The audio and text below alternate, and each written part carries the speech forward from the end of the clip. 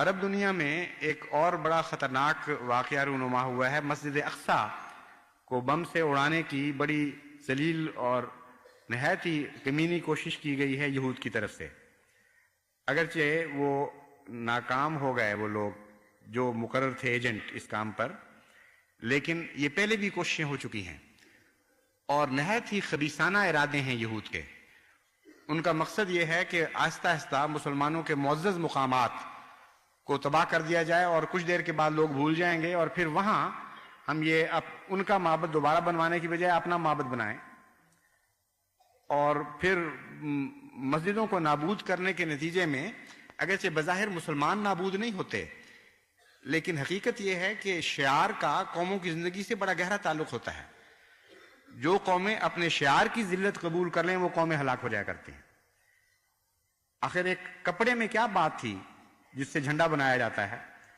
کہ آن حضرت صلی اللہ علیہ وآلہ وسلم نے تربیت فرمائی صحابہ کی کہ جھنڈے کی حفاظت کرنی ہے، اور بظاہر ایک بے وقوف آدمی یہ کہہ سکتا ہے کہ جھنڈے کو چھوڑو پرے، جان بچانی چاہیے، لیکن بالکل برعکس آن حضرت صلی اللہ علیہ وآلہ وسلم نے تعلیم دی، اور ایک جنگ کے موقع پر جو 3 سپہ سالار آن حضور صلی اللہ علیہ وآلہ وسلم نے یک کے بعد دیگر مقرر فرمائے تھے، ایک زخمی ہوتا تھا وہ ایک ہاتھ سے جھنڈا دوسرے میں منتقل کر لیتا تھا، وہ کاٹا جاتا تھا تو بعض دفعہ ٹنڈے بازوؤں سے انہوں نے جھنڈوں کو لپیٹا چھاتی کے ساتھ، جب کاٹے گئے تب دوسرا آگے بڑھا اور نہیں گرنے دیا، اور یک کے بعد دیگرے تینوں جرنیل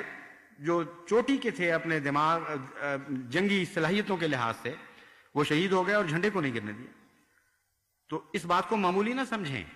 یہ شاعر اللہ کی بہت بڑی عظمت ہوتی ہے، اس لیے ساری دنیا میں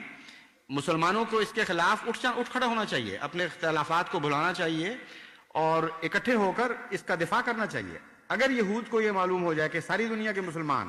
اپنے شاعر کی عظمت اور احترام اپنے دل میں اتنا رکھتے ہیں کہ بوڑھے اور بچے کٹ مریں گے لیکن شاعر کو تباہ نہیں ہونے دیں گے، تو پھر مسلمانوں کو وہ کبھی تباہ نہیں کر سکتے۔ ایسی عظیم زندگی پیدا ہو جائے گی عالم اسلام میں کہ کوئی دنیا کی طاقت پھر اس زندگی کو مٹا نہیں سکتی۔ ہم بھی حاضر ہیں، جماعت احمدیہ کو شاعر اسلام کی خاطر ہر قربانی کے لیے تیار ہونا چاہیے۔ اگر کوئی قوم بلائے ہمیں شاعر کی خاطر قربانی کے لیے تو ہم حاضر ہیں۔ یہ ہے وہ جہاد جو حقیقی جہاد ہے، جس کا قرآن کریم میں ذکر ہے، جس کی اسلام نہ صرف